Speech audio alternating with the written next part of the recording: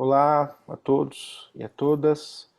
É um grande prazer para a editora Contracorrente recebê-las nessa noite para uma aula exclusiva com o professor Ricardo Marcondes, autor da editora, com a obra Teoria Jurídica da Liberdade. Essa obra que está na segunda edição aqui pela editora, né?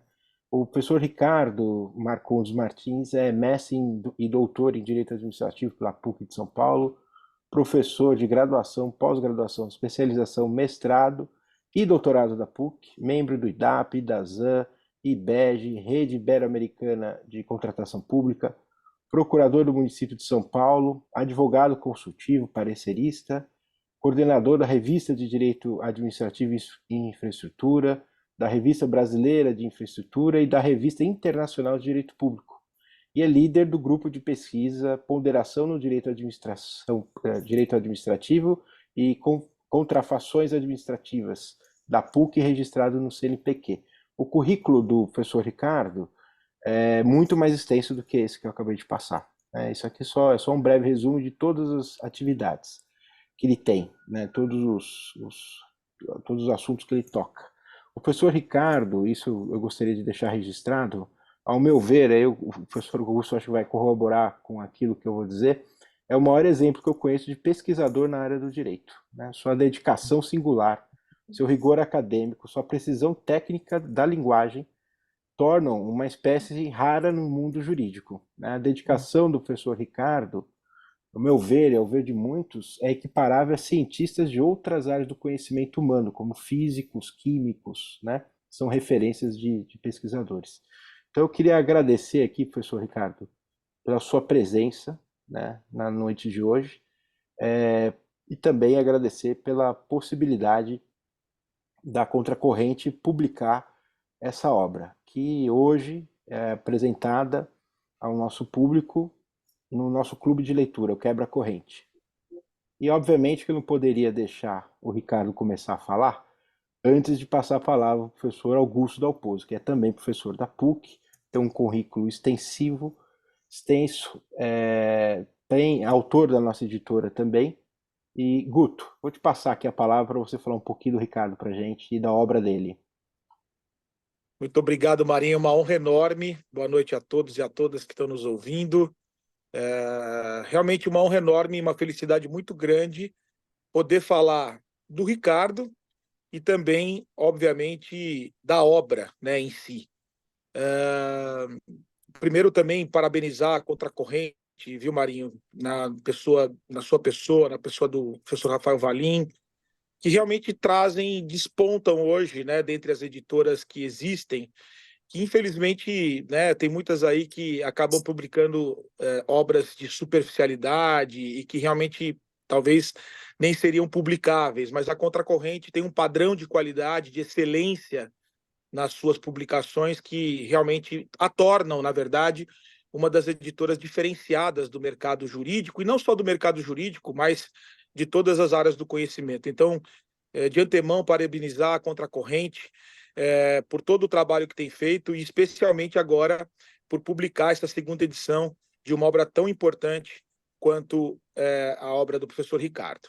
Bom, falar do Ricardo realmente é muito fácil, porque ele é um dos grandes cientistas do direito que hoje convivem, né, na ciência brasileira.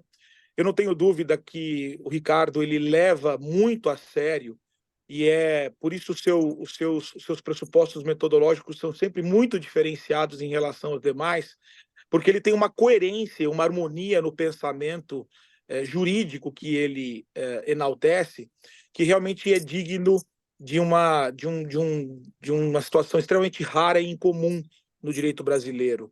E ele se prende a esses pressupostos porque bebe muito da filosofia e da teoria geral do direito. Além de um grande publicista, o professor Ricardo ele tem sido um dos grandes expoentes também da teoria geral do direito e da filosofia do direito. Nós temos a oportunidade de trabalhar juntos em vários artigos científicos, né? E eu sempre aprendo ao lado dele, porque não é fácil você ter um arcabouço, né? Muitos têm, obviamente, um arcabouço jurídico vasto, mas o professor Ricardo ele consegue sintetizar e consegue seguir e se harmonizar a uma teoria que ele segue, e que isso traz, obviamente, uma coerência enorme em todo o pensamento. Então, essa a base filosófica, a base da teoria geral do direito que ele possui, realmente é incomum nos cientistas, e nós, como publicistas, ficamos muito felizes, porque a teoria geral do direito sempre foi construída muito no direito privado. Então, quando você tem um publicista do gabarito do professor Ricardo, que também trabalha os temas, as categorias principais do direito, do direito, à luz também do direito público, sem esquecer-se, né, do direito público, isso torna ainda mais completo o pensamento dele. O currículo dele é extensíssimo, né? Eu tenho a honra de participar com ele e coordenar inúmeras revistas acadêmicas.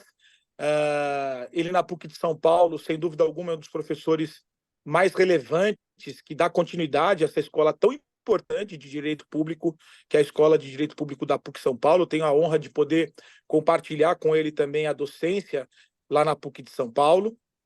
E, portanto, e mais do que isso, ter uma amizade, que é aquilo que mais me deixa satisfeito. Poder compartilhar com ele mais do que uma amizade, uma irmandade, onde a gente consegue, sem dúvida alguma, compartilhar momentos extremamente frutíferos, e uma amizade já longeva também, que por isso me honra demais.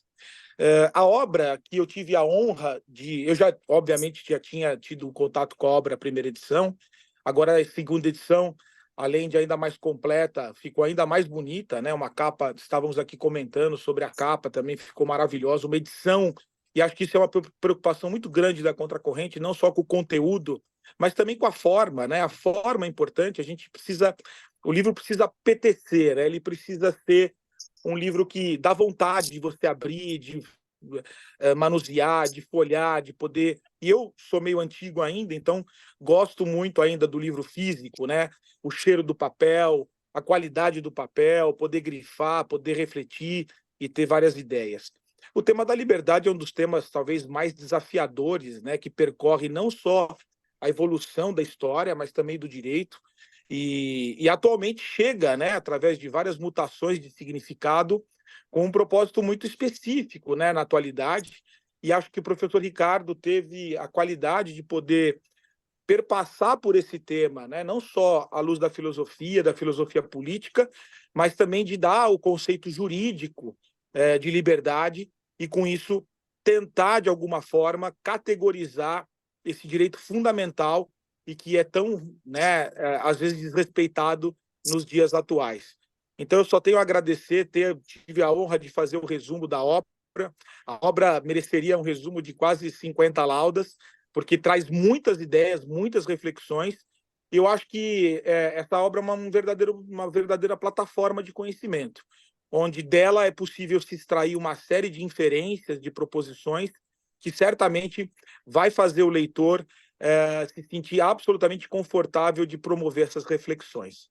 Agradeço muito a oportunidade de poder introduzir o professor Ricardo e a obra, e, obviamente, passo a palavra para ele, para que ele possa fazer a sua aula e expor, né, com as minúcias que ele tem, esse tema tão importante, tão relevante para a nossa sociedade, para o direito brasileiro e para o direito internacional como um todo. Professor Ricardo. Poxa, pessoal, depois dessa apresentação do Gustavo e do Augusto, fico aqui meio que emocionado, sem palavras. Eu conheço o Gustavo já há muitos anos, e o Augusto também há muitos anos, né? Então, dois amigos, vários projetos em comum com o Augusto. Boa parte do que eu venho produzindo hoje é graças a ele. Enfim, o meu débito com o Augusto Dalpozo é eterno, é eterno. É uma pessoa que ilumina meu caminho, enfim, que há pessoas assim na vida da gente, né, que iluminam o nosso caminho. Gustavo, eu realmente agradeço muito a Contracorrente. Lá atrás, quando eu propus a publicação da primeira edição, vocês aceitaram publicar, fiquei tão feliz. E de lá para cá eu venho acompanhando a editora, o catálogo é de ouro, né? Cada livro novo é um novo, uma nova preciosidade que é apresentada ao mercado. Então eu te cumprimento pelo trabalho que vem realizando na editora e mais uma vez aqui agradeço de público pelo carinho e pela republicação da minha obra, pela publicação e agora republicação. Bom, pessoal, vou apresentar aqui para vocês um panorama da obra, né? Essa obra, ela surgiu por uma proposta do professor Sérgio Ferraz, né? O professor Sérgio Ferraz participava comigo de uma banca de mestrado na PUC, e no café na banca, depois da banca, ele disse: Ricardo, eu estou convencido que o mais importante no direito administrativo é o valor da liberdade. Então eu quero coordenar um livro sobre a liberdade e gostaria que você participasse. Eu sei que as ideologias das pessoas acabam, de uma certa forma, definindo, né, os caminhos conceituais que elas trilham. Eu disse: professor, eu sei que nós pensamos muito diferente, né? Temos convicções ideológicas bastante diferentes. Talvez eu não seja a pessoa mais apropriada. E o professor Sérgio Ferraz disse: não, nada a ver, né? Não tem essa. E mais, eu vou te apresentar os temas dos capítulos que eu quero que você desenvolva. E aí ele me apresentou, né? Arquétipo ou determinação normativa, o espaço jurídico privado, o sentido do espaço privado, soberania, liberdade política, liberdade social, liberdade política, liberdade econômica, subsidiariedade, valorização das liberdades e direita e esquerda. Vejam que ele não me deixou numa situação tanto fácil, porque eu fui enfrentando esses temas, né, todos, e mandei um e-mail para ele: professor, né, para enfrentar esses temas eu estou gastando muitas páginas, não dá para fazer um artigo, né, vai ficar muito superficial. E tem problema? Ele disse: não, não tem, tudo em busca da ciência, da pesquisa, e eu fui mais e mais explorando esses assuntos. Quando eu terminei o trabalho, ele falou: realmente, Ricardo, não dá para publicar o seu tema, o seu texto num livro de coletânea, você tem que publicar o texto como um livro autônomo, porque ele ficou muito grande. Bom, disse: professor, o senhor é que foi o autor dos títulos, né? Então, eu ficaria muito honrado com o prefácio. Ele escreveu o prefácio da primeira edição. Boa parte do meu pensamento teórico eu reconheço, é inspirado na filosofia do professor Tércio Sampaio Ferraz Júnior, e, para minha felicidade, o professor Tércio Sampaio Ferraz Júnior aceitou escrever o prefácio para a segunda edição, então, que são mantidos os dois prefácios na obra. Bom, isso é como surgiu essa obra. Vou aqui dar um panorama para vocês dela. Logo de início eu digo que eu não me proponho a fazer uma filosofia da liberdade e nem uma teoria filosófica do direito da liberdade, mas uma teoria jurídica da liberdade. Eu aqui faço uma proposta que nem sempre é acolhida por todos, né? Para mim, a teoria jurídica do direito, a teoria geral do direito, é uma teoria, de uma certa forma, vinculada ao direito positivo, porque ela se pressupõe a entender o direito positivo e a viabilizar a sua aplicação, a sua compreensão e a sua aplicação. Então, quando eu teorizo sobre norma jurídica, eu estou, na verdade, de uma certa forma, vinculado ao direito positivo, porque eu estou teorizando para viabilizá-lo, para aplicá-lo. A teoria jurídica, a teoria geral do direito é vinculada ao direito positivo. A filosofia do direito não tem essa vinculação, né? Ela se apresenta como uma reflexão crítica que não necessariamente se dá para a aplicação do direito positivo. Bom, feita essa distinção, eu reconheço que fazer uma teoria jurídica da liberdade pensando no direito positivo brasileiro, de uma certa forma, pressupõe, né, incursões de filosofia do direito e até de filosofia sobre a liberdade. Não foi algo... O Gustavo falou que eu gosto de pesquisar, realmente não foi algo fácil escrever esse livro. Eu fiquei mais de ano pesquisando, refletindo sobre o assunto, e eu acabei percebendo que haveria dois riscos, né, a não cometer, a fugir nesse livro, né? O primeiro risco é não ficar aqui apenas fazendo um levantamento de posições, né, filosóficas, doutrinárias. Isso seria enfadonho para o leitor e não chegaria a nada, né, porque muita gente já escreveu sobre liberdade, posições muito díspares. E o segundo risco é não fazer uma panfletagem, né? Porque a liberdade ela envolve posicionamentos ideológicos profundos, e eu não queria escrever um texto que, de uma certa forma, seja um panfleto político-ideológico. Claro que toda obra humana é vinculada à pré-compreensão, é fruto de uma posição ideológica, e essa também não deixa de ser. Mas tentei, com todo o esforço, compreender a liberdade dentro do direito positivo brasileiro. Bom, feita essa introdução, um panorama de cada capítulo, né? O primeiro capítulo já é desafiador, né? Arquétipo ou determinação normativa. Eu não sei se quem me ouve aqui conhece a liberdade na teoria pura do direito de Kelsen. É muito interessante, né? Muito interessante, porque o Kelsen era um determinista, né? O Kelsen foi uma pessoa muito inteligente e ele foi fiel às suas premissas. Tudo bem que as premissas dele eram muito complicadas, né? Reconheçamos. Ele partiu do pressuposto que na natureza não haveria liberdade. Então, se a pessoa matou alguém, por exemplo, não matou porque é livre de matar ou não. Milhares de fatores interferem na conduta da pessoa que faz com que ela mate alguém. A vontade é um desses milhares de fatores. Essa é a posição do Kelsen, reiterada em vários textos. Então, o Kelsen concluiu que na natureza não há liberdade. Aonde que surge a liberdade? No direito, né? O direito escolhe um fator como causa da conduta e responsabiliza aquela conduta diante, né, da consequência, diante do efeito. Mas, enfim, é a imputação normativa que dá origem à liberdade, na posição do Kelsen. A posição do Kelsen é de uma suma, né, como quase todas as posições dele, suma hipocrisia, né? Porque, veja, não tem liberdade na natureza. Eu vou responsabilizar a pessoa porque o direito assim quis, né? Não porque ela foi responsável por matar alguém, né? Essa é a posição do Kelsen. A liberdade é uma criação do direito. Eu não me parece que é assim por uma questão conceitual do direito. E, na minha opinião, eu concordo com Robert Alexy, há uma vinculação conceitual entre o direito e a pretensão de realizar a justiça. Se a gente tirar isso, tudo perde o sentido no direito. Por que a gente disciplina? Quer dizer, a disciplina da conduta compreendida corretamente deve estar vinculada a uma pretensão de realizar a justiça. Então, por que eu ponho alguém na cadeia? Se eu perguntasse por Kelsen, porque o agente competente assim quis. Não me parece que essa resposta é admissível hoje em dia pelo estado em que está a ciência do direito. Eu não coloco. Veja, se colocar alguém na cadeia porque o agente competente assim quis, se pararmos aí, é inválido colocar a pessoa na cadeia. Eu estou violando a liberdade dela e violando um direito fundamental dela e, em última análise, violando uma pretensão de realizar a justiça.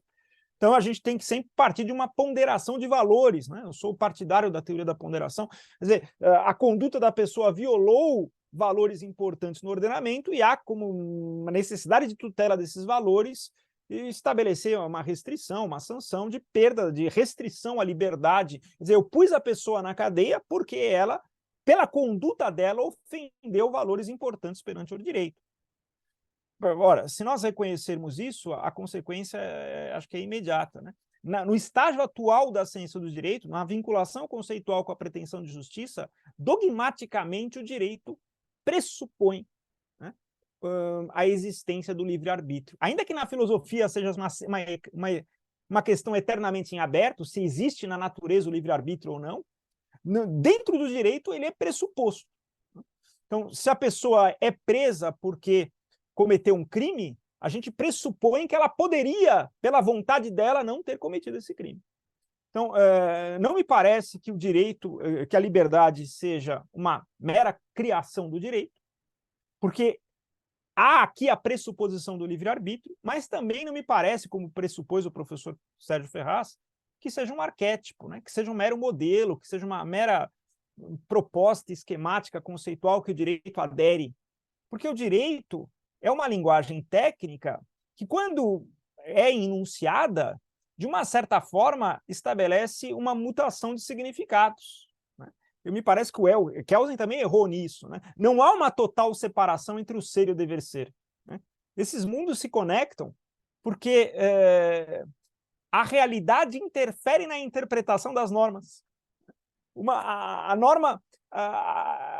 isso me parece hoje óbvio, né? Um texto normativo de um jeito numa realidade e de um outro jeito totalmente igual, mas numa realidade totalmente diferente, as normas que a gente extrai dele serão diferentes, porque as realidades interferem na interpretação das normas.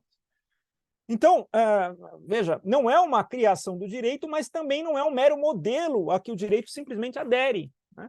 a liberdade é, de uma certa forma, uma disciplina dentro do direito, uma disciplina normativa que pressupõe a existência do livre-arbítrio. Esse é o capítulo 1, para vocês terem uma ideia da amplitude da minha obra. Ela não para no capítulo 1. O capítulo 2 é o mais extenso, né? É o mais extenso em que a gente tenta aqui enfrentar o que significaria o espaço privado. E aqui é o capítulo mais extenso. Muitos filósofos se baseiam na liberdade pelo que foi enfrentado no capítulo 1, e eu confesso a vocês que quando eu comecei a escrever o livro, eu também estava preso na compreensão de liberdade do capítulo 1. Muito esquematicamente, né? A liberdade no capítulo 1, primeiro ela parte de um pressuposto, né? Há condutas que são impossíveis e são necessárias na natureza. O direito não se presta a disciplinar o que é impossível e o que é necessário. Não se presta. Não é objeto de disciplina jurídica. O direito se presta a disciplinar o que é possível, né? O que é possível fazer ou não fazer na natureza. Esse é o campo. Esse é o campo. Desse campo de condutas possíveis na natureza, o direito extrai certas condutas, né? E considera elas obrigatórias ou proibidas no direito. Mas há condutas que o direito não considera obrigatórias ou proibidas, né? Porque a obrigatoriedade e a proibição envolvem uma permissão unilateral. Se eu sou obrigado, eu sou permitido a fazer, e se eu sou proibido, eu sou permitido de não fazer. A liberdade jurídica envolve uma permissão bilateral, quando são condutas que o direito aceita que se faça e, ao mesmo tempo, que não se realize, que não se faça, a depender do livre-arbítrio da pessoa. Essa é a esfera da liberdade no direito, né? Das condutas facultadas. Tudo bem que o capítulo não para aí, ele é o mais extenso do livro, porque ele tenta examinar esta liberdade, essas condutas facultadas, ele se pressupõe, ele tenta não, né? Ele examina, do ponto de vista lógico, a estrutura conceitual dessa liberdade negativa e também o direito de liberdade, o direito fundamental de liberdade. É assegurado na Constituição brasileira o direito à liberdade. É assegurado um direito geral de liberdade, como diz o Alex, e direitos específicos de liberdade, direito a liberdade de se reunir, de pensar, de exercer profissão, enfim. Há uma série de direitos específicos de liberdade que são nada mais, nada menos do que uma enfatização, né, uma densificação normativa de aspectos da liberdade, mas é assegurado um direito fundamental geral de liberdade. E esse direito fundamental geral de liberdade é estudado neste capítulo 2 do livro. E o capítulo, eu não vou, nesta aula que estou dando aqui, ter a possibilidade de explicitar todas as propostas do livro, né? Mas o direito ele é bastante aprofundado, esse direito de liberdade, em vários e vários aspectos. Um que eu quero destacar é o que eu chamo de constitucionalização do direito privado. Porque se antigamente, né, o direito apenas restringia essa esfera das condutas que são possíveis na natureza, tornando-as obrigatórias ou proibidas por regras legislativas, hoje o direito restringe também por princípios constitucionais, por valores constitucionais. Então, o grande exemplo, né, o exemplo mais famoso no mundo é o do arremesso de anão, né, em que se considerou proibido arremessar ao anão no espetáculo na França, não porque a Constituição proibia expressamente ou a lei proibia expressamente, mas porque se considerava isso atentatório à dignidade da pessoa humana. Quer dizer, a própria dignidade, como um valor constitucional, já estabelece proibições, né, dela própria. Então, o espaço da liberdade jurídica foi restringido na constitucionalização do direito privado, porque há condutas que são proibidas em decorrência dos próprios valores constitucionais, e não apenas das leis, né? Isso é uma questão que é explorada, bastante explorada no capítulo 2 do livro, com, enfim, o direito fundamental de liberdade e as restrições que esse direito sofre no direito positivo, em decorrência de regras e em decorrência de princípios, é explorado. Uma coisa que eu aqui menciono, Gustavo Augusto, é que o livro eu faço isso tentando facilitar a vida do leitor, né? Não sei se eu consegui. Mas ele se utiliza em vários momentos da matemática como um auxílio da teoria dos conjuntos. Então, eu vou tentando esquematizar, né, essas várias possibilidades por meio da teoria dos conjuntos. Não vou explicitar todos os conjuntos aqui, são vários, mas, enfim, o conjunto das condutas que são impossíveis ou necessárias na natureza, o conjunto das condutas que são possíveis na natureza, mas que são obrigatórias ou proibidas, o conjunto das condutas que são facultadas. Este conjunto das condutas que são facultadas é restringido pelo direito, por regras e por princípios. Aí temos um conjunto de condutas restringidas pelos princípios, um conjunto de condutas restringidas pelas regras, e assim a gente vai diferenciando as situações. Capítulo 2. Capítulo 3 do livro, né? O capítulo 3 do livro, seguindo aqui a terminologia apresentada pelo professor Sérgio Ferraz, chama soberania. E nesse capítulo eu enfrentei duas ideias que me pareceram muito importantes. Eu gosto muito de ter examinado essas ideias. A primeira é que me parece a incompatibilidade entre o exercício da função estatal e a liberdade. Nem sempre esta incompatibilidade é percebida pela doutrina. Quase nunca é. Né? Muitos e muitos doutrinadores se referem à palavra, usam a palavra liberdade para se referir ao exercício da função estatal. Agora, percebam, nunca um agente estatal, de forma válida, pode deliberar no exercício da função estatal pelo livre-arbítrio. Né? Por que ele agiu daquele jeito? Porque pelo livre-arbítrio ele decidiu agir desse jeito. Não, seria arbitrário, e a arbitrariedade no exercício da função estatal é sempre inválida, é sempre violadora do direito. Então, esse capítulo ele gasta bastante energia para teorizar a discricionariedade e diferenciá-la da liberdade. Né? Ter competência discricionária não é ser livre. Me parece tão óbvio isso. Eu gosto muito desse capítulo, porque me parece muito óbvio, mas não é óbvio para todos o que eu vou fazer. Se a gente pegar os textos de direito administrativo, eles usam a palavra liberdade várias vezes, e não é óbvio, mas não é óbvio para todos. Então, se o agente estatal ele tem uma prerrogativa de escolher entre A e B, ele não pode escolher pelo livre-arbítrio.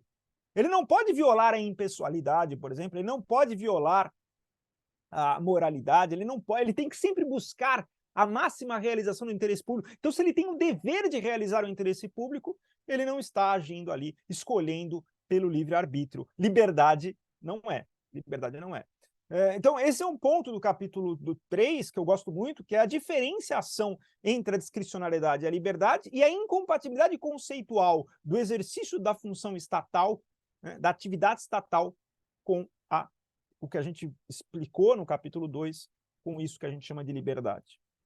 Agora, o capítulo 3 me levou a um tema que eu me surpreendi na pesquisa, confesso aqui, que é um outro conceito de liberdade que me pareceu fundamental chegar a ele para esse livro. Né? Fiquei muito feliz de ter concluído isso. Vejam, há condutas na natureza que são impossíveis ou são necessárias. Sim. Mas há condutas que são impossíveis e necessárias, mas que continuarão impossíveis ou necessárias, ainda que os seres humanos que hajam, ainda que eles atuem. Não tem como transformar aquela conduta em impossível. Ela continuará sendo impossível ou necessária. Tudo bem, existem. Mas há condutas que são impossíveis ou necessárias à natureza, mas que a atuação humana pode tornar possível. Elas são impossíveis ou necessárias, mas elas podem se tornar possíveis. Quer dizer, o ser humano pode atuar sobre a esfera dos outros seres humanos, tornando condutas que são impossíveis ou necessárias para eles facultadas. Essa compreensão, né, eu reconheço aqui nesta aula, né, que esta compreensão foi e dada por Amartya Sen, né? A filosofia do Amartya Sen. É o que ele chama aqui de liberdade efetiva. Se não ficou clara a abordagem conceitual, eu te dou um exemplo. Pode ser que uma pessoa cega, por todo o esforço da medicina, todo o conhecimento, não seja possível viabilizar que ela veja. Essa conduta, enxergar será impossível para ela. Não tem o que fazer. essa conduta continuará sendo impossível. Então, veja que a liberdade negativa aqui é um tanto quanto inútil, né? Então, veja, o que seria liberdade negativa? Não impedir que a pessoa faça. Não impedir que a pessoa faça. Então, o Estado não vai impedir que ela enxergue. Mas ela não enxerga. Muito bem, mas há condutas que podem se tornar possíveis pela atuação humana. Então, vamos supor que é impossível a pessoa ler porque ela não sabe ler. Ela até enxerga, mas ela não sabe ler. Mas se nós ensinarmos ela a ler, aquela conduta que era impossível passa a ser possível. Perceba que há dois conceitos de liberdade aqui, é muito importante a gente dissociá-los. A liberdade negativa, eu não vou te impedir de fazer. Só que essa liberdade negativa só faz sentido se você tiver efetivamente a possibilidade de fazer. Senão, é uma grande hipocrisia essa liberdade negativa. O que eu faço com ela? Nada, né? A liberdade efetiva é ter a possibilidade real de fazer. Então, aqui, o exemplo facilita, né? Eu posso dizer, olha, você pode ler o livro do Marx, que eu não vou te prender, torturar, né? Estou dando aqui, estou assegurando a liberdade negativa. Agora, se a pessoa não sabe ler, é até ofensivo. Ela te dou o livro de presente, está aqui, comprei para você. Se a pessoa não sabe ler, o que ela vai fazer com aquilo? Deixar como peso de papel. Tem. Agora, se nós ensinarmos ela a ler, aquela conduta que era impossível para ela se torna possível. Quer dizer, o aumento da liberdade efetiva torna viável, né, e racional a liberdade negativa para aquela pessoa. Bom, ao constatar isso, isso é um ponto importante de um capítulo destinado à soberania? Porque cabe ao Estado não apenas proteger a liberdade negativa, não torturar as pessoas que leem, não proibir as pessoas de manifestar o pensamento, não impedir que elas manifestem o pensamento, mas cabe ao Estado também atuar para assegurar uma certa liberdade efetiva às pessoas. Essa conclusão do capítulo 3 é fundamental, né? Fundamental, na minha opinião, nesse tema da liberdade. Porque, senão, nós caímos... Né? E aqui, a ponte, né, da teoria jurídica com a filosofia. Há filósofos que falam em liberdade que são filósofos quase que praticamente opostos, né? Se você pegar o livro do Marx, enfim, a ideologia alemã, ele fala muito de liberdade lá. E se você pegar o livro do Friedman, do Milton Friedman, ele fala muito de liberdade. Aliás, a palavra liberdade está no título das principais obras dele. Enfim, os dois falam de liberdade. Pode parecer paradoxal, porque são posições filosoficamente opostas, o comunismo e o neoliberalismo. Mas é que eles estão focando em liberdades diferentes. Liberdade efetiva na obra do Marx é a possibilidade real de realizar as condutas, e simplesmente a liberdade negativa na obra do Friedman. Ele despreza a liberdade efetiva, ou seja, parte do pressuposto que as pessoas, por meritocracia, obtenham, né? Então, uma pessoa que vive em São Paulo com um salário mínimo com vários filhos, ela tem uma liberdade efetiva muito pequena. Uma pessoa muito rica que vive em São Paulo, muito rica, tem uma liberdade efetiva muito maior. Esse é o grande ponto, né? Essa é a grande problemática. E aí, isso aqui não é um livro de filosofia do direito ou de filosofia, é um livro de direito positivo, de teoria jurídica, né? De teoria geral do direito, voltado ao direito positivo.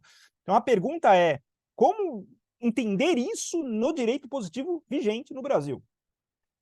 E aí, o próximo capítulo, o capítulo 4, né? Capítulo 4, que trata da liberdade social. Vou fazer um panorama para vocês sobre a consequência do capítulo 4, né? A conclusão do capítulo 4.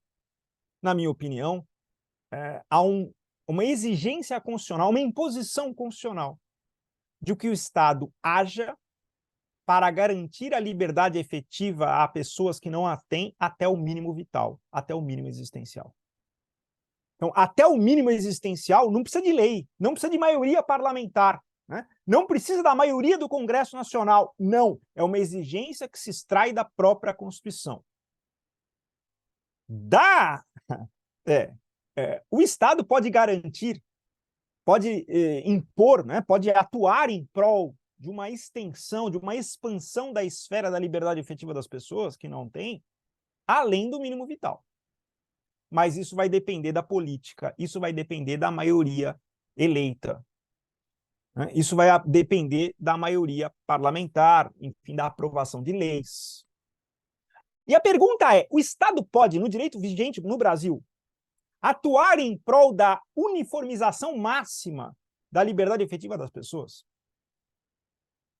Vejam, igualar a liberdade efetiva das pessoas será impossível, porque há questões, como eu já dei de exemplo aqui, que por mais que a atuação humana se dê, não será possível viabilizar a todos a mesma liberdade efetiva, porque há diferenças de saúde, de integridade física, enfim, de diferenças físicas que são intransponíveis.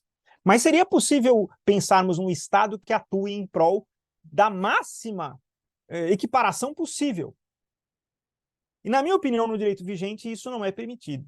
A Constituição assegura, pela minha leitura do direito vigente, e aqui fica uma proposta ao leitor de sempre ler com olhar crítico esse livro para verificar se concorda ou não com as minhas interpretações do direito vigente. Mas, na minha opinião, a Constituição assegura um espaço de autoconquista. Se o Estado eliminar esse espaço, estará violando a Constituição. Então, as pessoas podem se esforçar mais no trabalho, enfim, buscar para ter uma diferença de ganhos econômicos, né? Isso é assegurar. A nossa Constituição não adotou um Estado comunista, né? Ela adotou a livre iniciativa como um princípio fundamental dela, está lá no artigo 1º, está lá no artigo 170. Então, ela não estatizou os meios de produção, não houve essa proposta na Constituição brasileira vigente. Então, há um espaço de autoconquista assegurado. Então, concluindo o capítulo 4, a liberdade social, há até um ponto do mínimo vital, isso não precisa de maioria política, isso não precisa da política, isso é obrigatório o Estado fazer. Do mínimo vital até um certo limite, é possível o Estado agir desde que a política assim implemente. E além desse limite, se o Estado agir, ele estará sufocando o espaço de autoconquista e violando a Constituição. Espero que essa exposição tenha ficado claro. Fica aí a provocação para lerem um livro. Talvez o livro torne mais claro alguns conceitos que nós fomos apresentar aqui. Só para, Gustavo, só para não ficar uma coisa muito obscura, né? Um exemplo.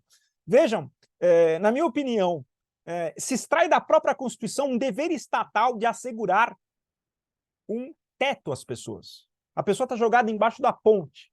Cabe ao Estado, não venha falar, o governante não quis. Não importa, não é a vontade, a maioria não tem lei, não precisa de lei, né? Cabe ao Estado, pela própria Constituição, assegurar um albergue àquela pessoa, garantir um teto àquela pessoa. Só que a pessoa enfim, não queremos ficar só no albergue, a pessoa quer uma casa própria, aí vai precisar de uma lei, né? Uma lei, de uma política habitacional, e isso vai depender dos eleitos, né? Se a população eleger pessoas mais à direita, talvez essas não se importem muito com a liberdade efetiva, na prática é isso, e não vá editar leis em prol da política habitacional dos hipossuficientes. Se a população eleger pessoas mais à esquerda, provavelmente vão ser, pela lógica, serão mais sensíveis à falta de liberdade efetiva das pessoas e, portanto, editarão leis de uma política habitacional. Aí eu preciso da lei. Mas o Estado pode equiparar ao máximo a liberdade efetiva das pessoas? Não. Precisa respeitar um espaço de autoconquista. Esse é o capítulo 4. O livro não para aí. Ele vai para o capítulo 5, que é o capítulo da liberdade econômica, aliás, da liberdade política. Apesar de não ser um capítulo curto, relativamente curto, na minha opinião, ele é bastante denso, né? Ele contrapõe a liberdade que os filósofos chamam de liberdade dos antigos, da Grécia, em que se dava na esfera pública, né, de ser livre na polis, com a liberdade dos modernos, que se dá na esfera privada, de ser livre em casa. Né? Houve uma alteração da compreensão da liberdade entre os antigos e os modernos.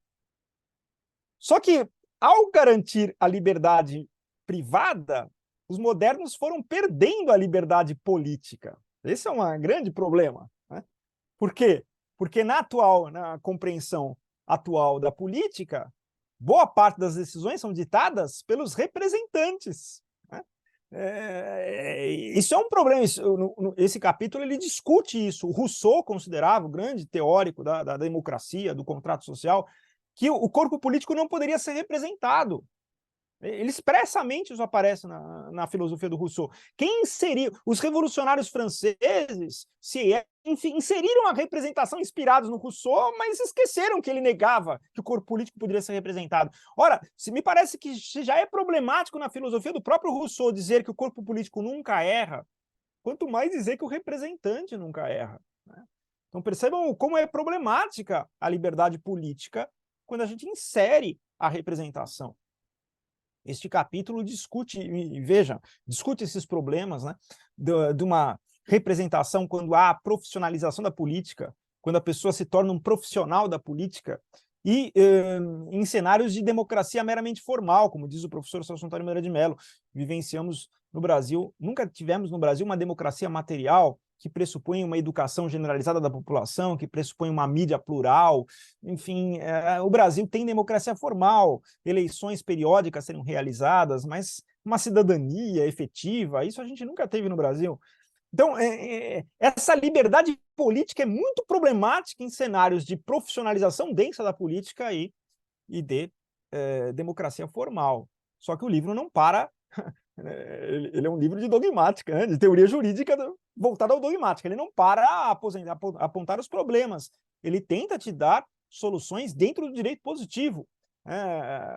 Apenas para provocá-los aqui, a leitura, né? Será que as audiências públicas e consultas públicas devem ser realizadas só quando o legislador diz, que é a teoria prevalente hoje no Brasil? Não me parece correto. Me parece que a democracia exige o contrário. Sempre que sobra dinheiro no orçamento, se vai se gastar esse dinheiro, não cabe ao agente estatal decidir pela livre vontade dele como vai gastar, mesmo porque livre-arbítrio aqui não impera. Impera um dever de realizar o interesse público, e esse dever, né, deve ser realizado tendo em vista, né, a democracia. Enfim, capítulo aí, liberdade política, que é curto, mas bastante instigante, na minha opinião. Enfim, espero que tenham também instigado vocês aí que me ouvem.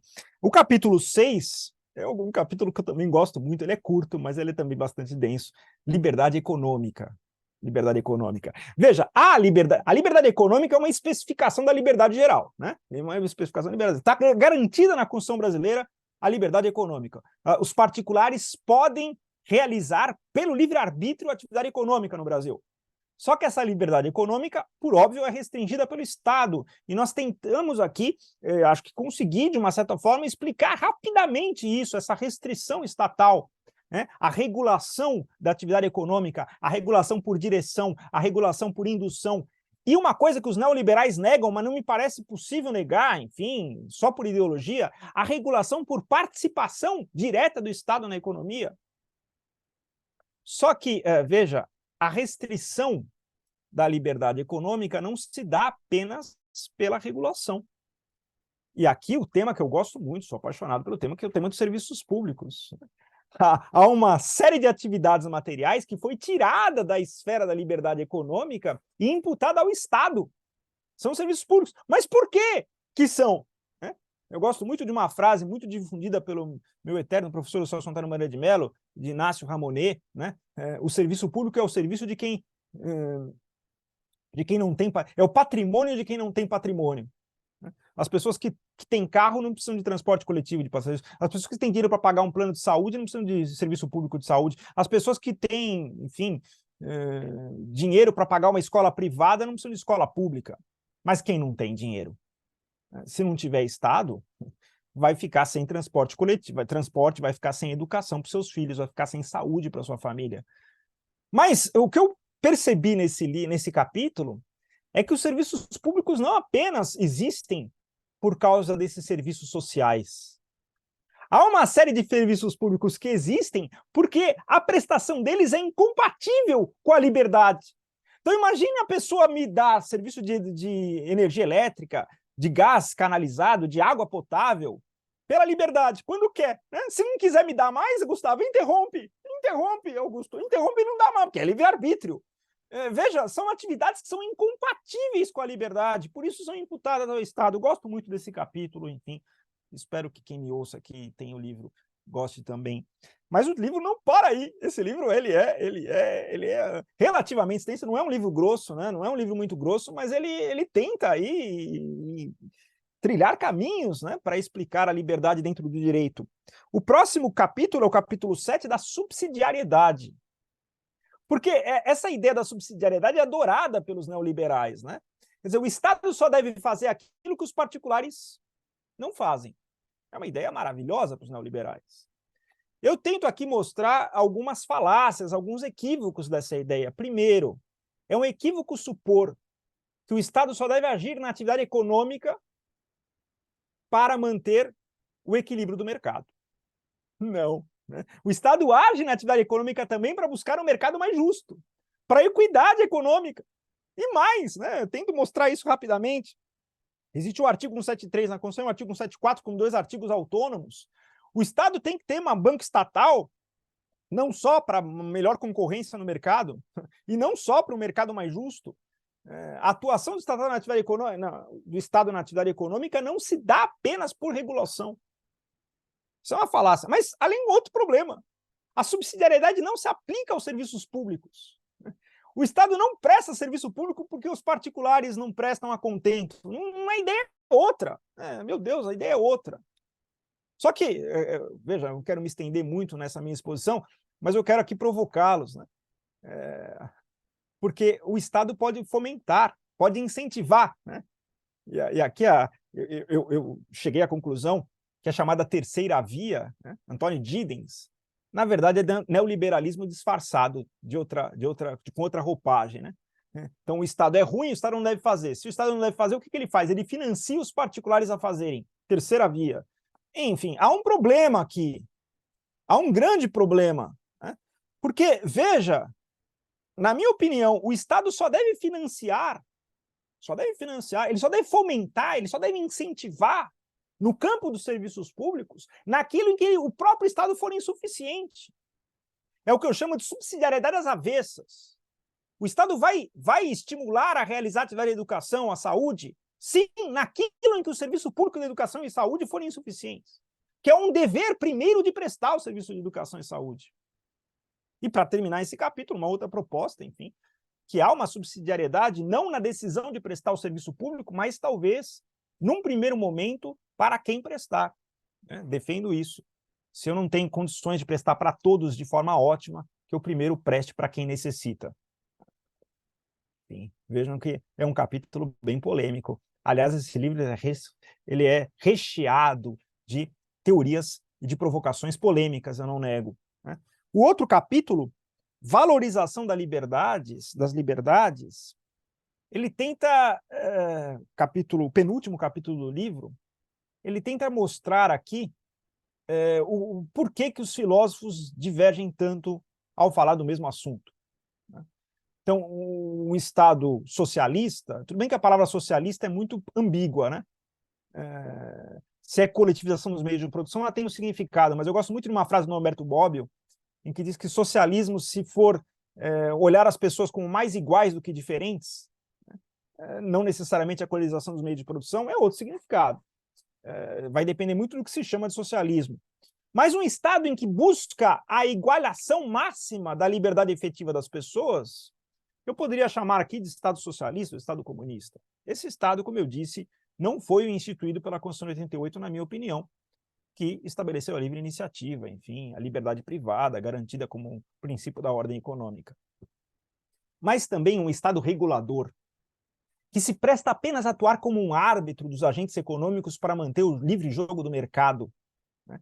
Me parece totalmente incompatível com a Constituição de 88.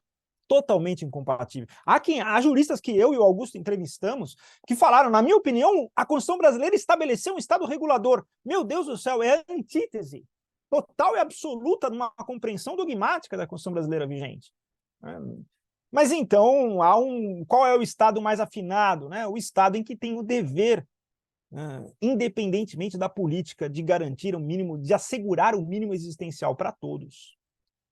E que pode ir além do mínimo existencial a depender da vontade política. Esse me parece um Estado intermediário entre o socialista e o regulador. enfim, um estado diferente dos dois. E aí, para terminar essa minha exposição aqui, o último capítulo do livro, Gustavo, é o capítulo chamado de esquerda e direita, né? Direita e esquerda. Veja que o Sérgio Ferraz me provocou bastante, né?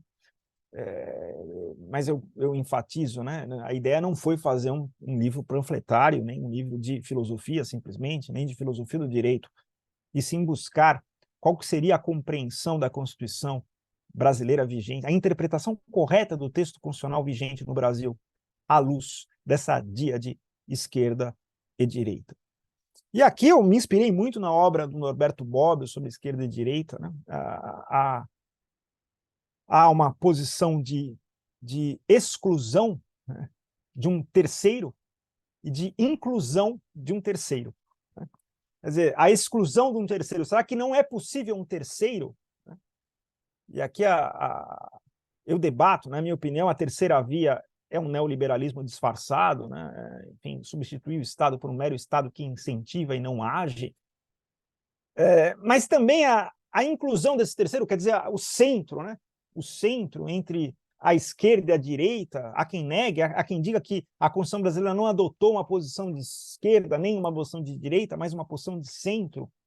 Eu lembro algo que faz parte da nossa história, em vários momentos, na Constituinte de 88, a Constituição ficou no impasse, né? Não ia sair o texto e precisou de um acordo do que ficou conhecido como Centrão, todo mundo sabe, já ouviu falar disso.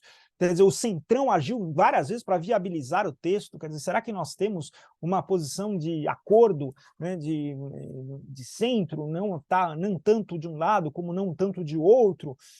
Ora, a compreensão aqui, ela sempre se propõe como dogmática, né?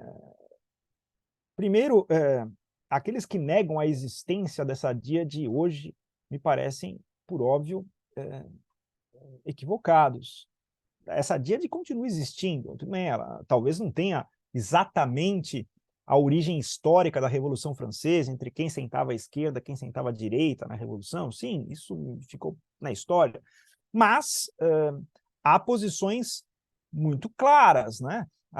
Vamos lutar por uma maior liberdade efetiva ou vamos desprezar as diferenciações de liberdade efetiva e apenas assegurar uma liberdade negativa? Vamos ter uma posição mais em prol de garantir que as pessoas efetivamente tenham possibilidade de agir ou não agir, ou vamos desprezar se elas têm a liberdade de agir ou não agir e simplesmente não proibir que hajam?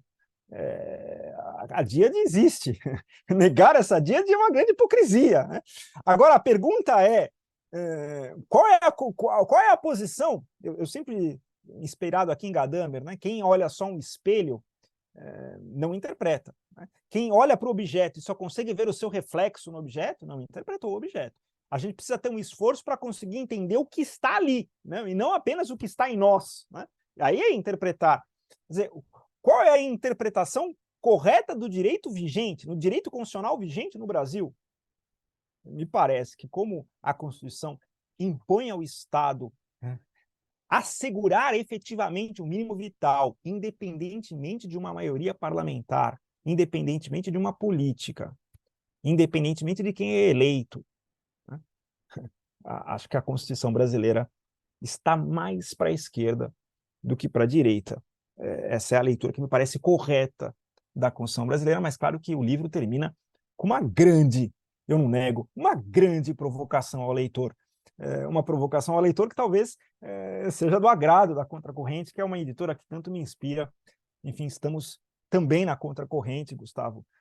Com isso, eu termino a exposição do meu livro, mais uma vez agradecendo muito, mas muito mesmo, de coração, à Contracorrente pela republicação dessa obra, agradecendo muito ao meu amigo Augusto, obrigado de coração por tudo que vem fazendo por mim nesta vida. Fico por aqui, Gustavo, obrigado. Professor Ricardo, não é à toa, né, que você, além de ser um grande pesquisador, carrega consigo o título de professor, né, porque um tema tão denso e abstrato, tratado de uma forma tão eloquente, mas didática também. Não é fácil. Para entender a sua obra precisa ser iniciado. Não é qualquer um que vai chegar e entender, mas a sua aula certamente contribui muito e vai ajudar muito todos os nossos leitores, os nossos assinantes, a, primeiro, enfrentá-la e compreendê-la melhor, né? Então, com a sua aula e o guia de leitura que foi elaborado pelo Augusto Dalpozo, o Guto, vai ficar muito mais fácil de digeri-la. E ela já é um clássico, né? Ela é um clássico para o direito administrativo. Eu gosto muito de obras com essa densidade, com essa profundidade, com essa preocupação em explicar em abstrato os fenômenos jurídicos, né? Para a gente não ficar só na liberdade, naquilo que os cursos de direito constitucional escrevem em uma linha. Não, ele é muito mais complexo, né? E às vezes compreender um objeto, no caso a liberdade, nessa dimensão, puxa vida, abre muitas possibilidades para que a gente tome melhores decisões, né? E, Ricardo, eu queria te fazer uma pergunta que eu já sei a resposta que você daria, né? A resposta que eu daria. Mas eu queria que você tentasse responder à luz da teoria jurídica da liberdade.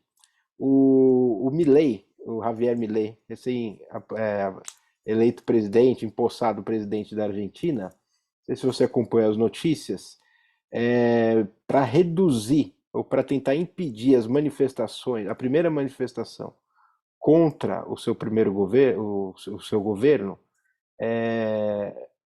ameaçou, ele foi em rede nacional, uma ministra lá falou em rede nacional que benefícios sociais poderiam ser cortados daqueles que restringissem a liberdade de locomoção das pessoas durante as manifestações, né?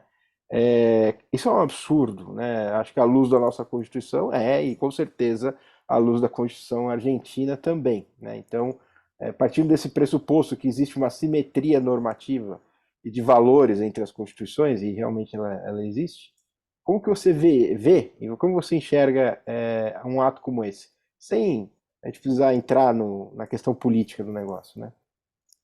Claro, Gustavo. Poxa, obrigado pela questão. Veja, na época do antigo regime, como é que um monarca atuava no Estado, né? Ele atuava como nós atuamos na nossa vida, com liberdade. Eu me lembro aqui dos 6 livros da República de Jean Baudin, que dizia que o monarca era o representante de Deus na Terra e o direito não se aplicava a ele. Imagina o que acontecia naquela época, né? O direito não se aplica a ele, ele é o representante de Deus na Terra. Então ele fazia o que ele queria, né? Então ele deliberava se ia para um caminho ou outro pelo livre-arbítrio, né? Não tinha função estatal, discricionalidade, tudo que eu aqui rapidamente fiz um panorama, não existia no antigo regime. Com o amadurecimento de um Estado de Direito, né, com o estabelecimento do Estado de Direito e o amadurecimento dele, no Estado democrático de direito, as coisas mudam radicalmente. O agente estatal está lá não para agir com liberdade, mas sim para exercer função pública e sempre buscar o interesse público. E aqui o direito, né, ele não é que ele age fora do direito, né, como representante de Deus na Terra. Não, ele tem um direito constitucional a respeitar. Eu tenho certeza que no direito argentino também vigora o direito à liberdade, o direito de reunir-se. E não pode o governante eleito dizer, não, eu vou fazer tábula rasa do direito de reunir, eu vou fazer tábula rasa do direito de manifestar o pensamento, eu vou fazer tábula rasa dos direitos das pessoas assegurado na Constituição. Não pode fazer isso, por evidente, né? Essa é a diferença entre um Estado de Direito e um Estado que não é um Estado de Direito, um Estado totalitário, um Estado, uma ditadura, em que o governante, pela violência, né, assume o poder e amesquinha ou aniquila o direito das pessoas. Só que, graças a Deus, digamos assim, esses momentos, né, de violação do direito, geralmente eles não se perpetuam no tempo, né, porque a coletividade acaba não aceitando, em certo momento histórico, aquela manutenção daquela situação. Estou me alongando demais, mas me parece que a sua questão me pareceu óbvia. Quer dizer, pode o presidente da República ameaçar as pessoas que se manifestam contra ele de não exercer o direito de reunião, enfim, de coibir a locomoção das pessoas? Não, né? Não pode, né? Ele não tem liberdade, ele não tem uma prerrogativa de agir pelo livre-arbítrio. quando muito ele tem uma discricionariedade que é sempre pensada e compreendida dentro do direito. Então precisa verificar até que ponto é possível restringir a liberdade dos demais. E essa restrição não pode ser arbitrária, só pode se dar em prol dos direitos dos demais. Então a resposta que eu te daria é não, né? Não pode. Enfim, viola o direito constitucional argentino como violaria gravemente o direito constitucional brasileiro. Muito bom, Ricardo. Foi só uma provocação para a gente falar, estender mais um pouquinho, te ouvir mais um pouco. Mas eu quero te agradecer imensamente pela sua presença aqui, pela aula que você nos deu, né? E, infelizmente o nosso tempo ele é curto, né? A gente não tem um tempo gigantesco para ficar conversando com você, explorando todos os detalhes da sua obra. E eu convido a todos que nos seguem, todos que nos assistem nesse momento, né, a acompanhar a editora Contracorrente nas nossas redes sociais para ter acesso a todo o nosso conteúdo, a conhecer o nosso Clube do Livro Jurídico, Quebra Corrente. O livro do professor Ricardo, ele está no Clube do Livro do Quebra Corrente, então você que assina vai ganhar um guia de leitura elaborado pelo professor Augusto Dalpozo. Mas também você pode comprar, quem não é assinante, o livro no nosso site, que está inclusive reformulado. Ele é um site totalmente novo, muito mais agradável e à altura dos nossos autores, né? Esse site novo também a gente fez muito em respeito aos nossos autores. Então, nos acompanhe nas redes e, professor Ricardo, mais uma vez, muito obrigado pela sua presença. Espero contar com você em outras oportunidades. E a editora Contracorrente está sempre aberta para você. Grande Obrigado, abraço. obrigado, Gustavo. Obrigado mesmo. Obrigado a todos. É isso. Obrigado. Muito bom. Ricardo.